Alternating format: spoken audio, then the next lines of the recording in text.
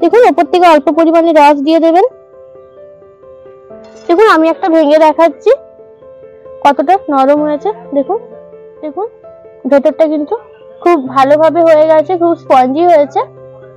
তো দেখুন বন্ধুরা সুজিটা আমার হালকাভাবে ভাজা হয়ে গেছে। এরপর এখানে আমি দেব ওই 2 থেকে 3 চামচের মতো ঘি। মাখা হয়ে গেছে, দেখুন বুঝতেই পারছেন খুব মসৃণ ভাবে হয়ে গেছে। এর অল্প গোল করে লম্বাটের মতো একটা শেপ দিয়ে দেবো। দেখুন বন্ধুরা এগুলো কিন্তু আমার খুব ভালো করে ভাজা হয়ে গেছে। দেখুন একটা হালকা কালার চলে এসছে। এবার এটা আমি নামিয়ে নেব। নমস্কার বন্ধুরা, কেমন আছেন সবাই? আশা করছি সকলেই ভালো আছেন। আমি স্নেহা, আমার চ্যানেল ভেজ রেসিপি উইথ স্নেহাতে আবারও একটা নতুন রেসিপিতে আপনাদের সকলকে স্বাগত জানাই। বন্ধুরা আজ আমি আপনাদের সঙ্গে শেয়ার করব মাত্র 10 টাকার সুজি দিয়ে বেবি মিষ্টি, একদম কালারফুল বেবি মিষ্টি আজ আমি আপনাদের সঙ্গে শেয়ার করব। তাহলে চলুন বন্ধুরা রেসিপিটা দেখতে থাকুন। বন্ধুরা সুজির বেবি মিষ্টি তৈরি করার জন্য দেখুন আমি সবার প্রথমে এখানে দিয়ে দেবো কড়াইতে 1 চামচ ওই 2 চামচের মতো দেব ঘি।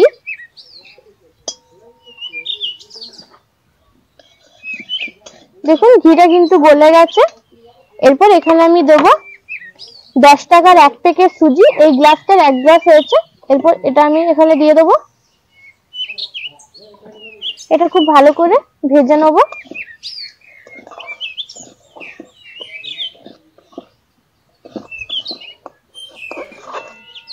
দেখুন বন্ধুরা সুজিটা আমার হালকাভাবে ভাজা হয়ে গেছে। এরপর দেখুন আমি যে গ্লাসের মানে সুজিটা মেপে দিয়েছি সেই গ্লাস মেপে আমি 2 গ্লাস জল দিয়ে দেবো।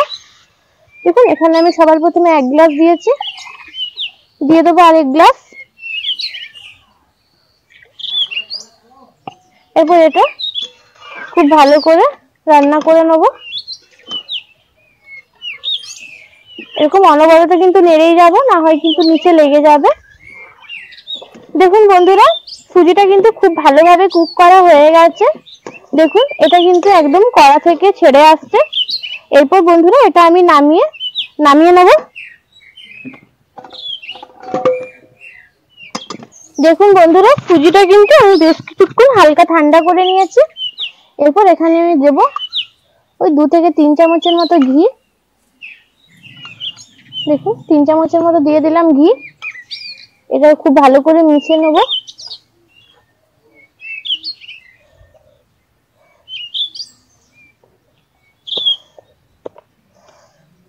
এটা কিন্তু এখনো গরম আছে।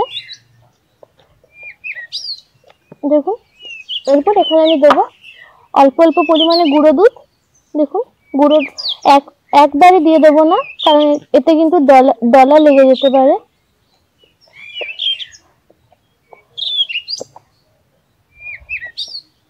দেখুন অল্প অল্প দেবো আর খুব ভালো করে মেখে নেব।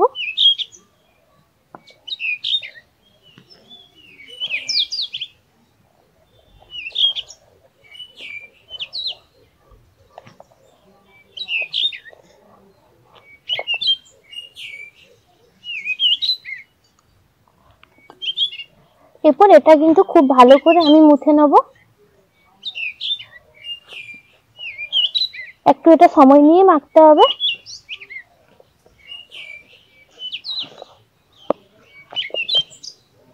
দেখুন বন্ধুরা এটা কিন্তু আমার খুব সুন্দরভাবে মাখা হয়ে গেছে। দেখুন বুঝতেই পারছেন খুব মসৃণ ভাবে হয়ে গেছে।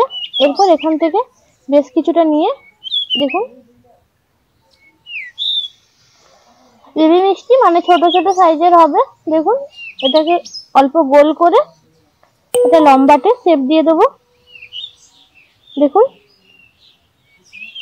দেখুন এরপর আমি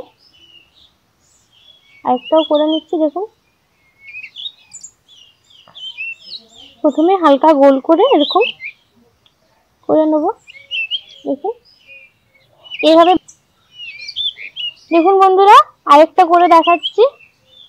দেখুন অল্প গোল করে লম্বাটের মতো একটা শেপ দিয়ে দেবো। দেখুন একইভাবে বন্ধুরা আমি সব মিষ্টিগুলোই তৈরি করে নেব।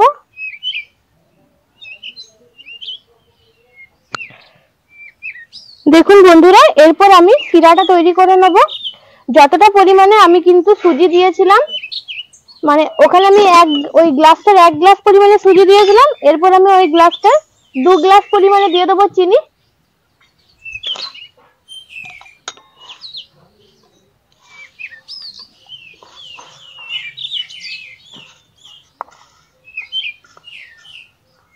এক গ্লাস দিয়েছি, আর 1 গ্লাস পরিমাণে দিয়ে দিলাম চিনি। আর এই গ্লাস থেকে 3 গ্লাস পরিমাণে দিয়ে দেবো জল।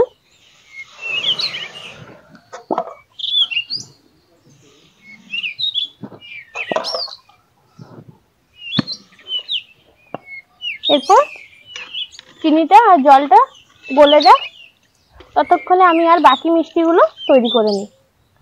দেখুন বন্ধুরা, রসটা কিন্তু আমার মানে চিনিটা পুরোপুরি ভাবে গলে গেছে। এরপর দেখুন আমি এই মিষ্টিগুলোর মধ্যে কিন্তু সবগুলো দেব না, বেবি মিষ্টিটা একটু কালারফুল করব। এর থেকে আমি মোটামুটি ওই 8-10টার মতো দিয়ে দেবো।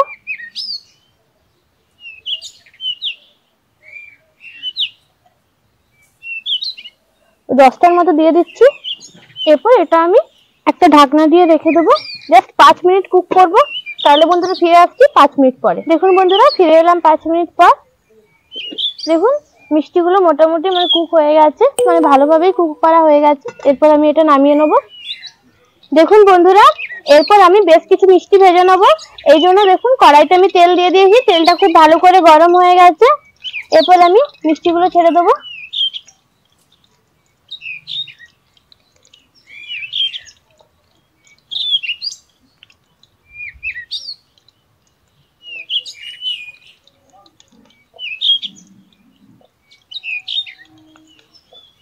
দেখুন এখানেও আমি ওই 10-11টার মতো মিষ্টি দিয়েছি। আরো কিছু মিষ্টি আমি রেখে দিয়েছি। এইগুলো কিন্তু মানে এগুলো একটু হালকা কালার করে ভাজবো, আর এগুলো কিন্তু একটু একটু মানে গাঢ় কালার করে ভাজবো।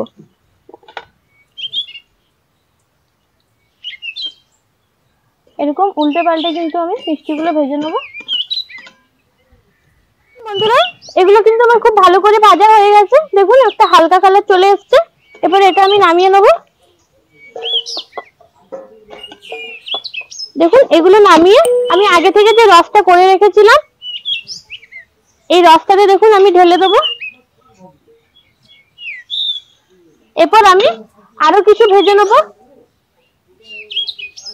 দেখুন এরপর এটা আমি একটু গাঢ় কালার করে ভেজে নেবো। দেখুন বন্ধুরা, আরো কতগুলো ভাজা হয়ে গেছে। এগুলো কিন্তু আমি একটু ডার্ক কালার করে ভেজে নিয়েছি। এরপর এগুলো নামিয়ে নেবো।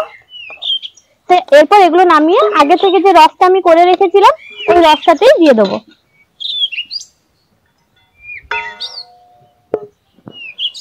দেখুন বন্ধুরা, আমি মিষ্টিগুলো ভাজার পর ওই রসটাতে মোটামুটি মিনিট 20 মতো রেখেছিলাম। তারপর দেখুন এটা আমি একটা প্লেটে সাজিয়ে নিয়েছি। তো বন্ধুরা, আমি যেভাবে তৈরি করে দেখিয়েছি এভাবে আপনারা একবার দেখবেন, খুবই ভালো লাগবে। দেখুন ওপর থেকে অল্প পরিমাণে রস দিয়ে দেবেন। দেখুন আমি একটা ভেঙে দেখাচ্ছি কতটা নরম হয়েছে। দেখুন দেখুন ভেতরটা কিন্তু খুব ভালোভাবে হয়ে গেছে, খুব স্পঞ্জি হয়েছে। তো বন্ধুরা, আমি যেভাবে তৈরি করে দেখিয়েছি আপনারাও কিন্তু বাড়িতে এভাবে তৈরি করে দেখবেন। আশা করি আপনাদেরও খুব ভালো লাগবে। তাহলে বন্ধুরা, আজকে এই পর্যন্তই। দেখা হচ্ছে পরবর্তী কোনো একটা রেসিপির সঙ্গে। ততক্ষণ পর্যন্ত ভালো থাকুন, সুস্থ থাকুন।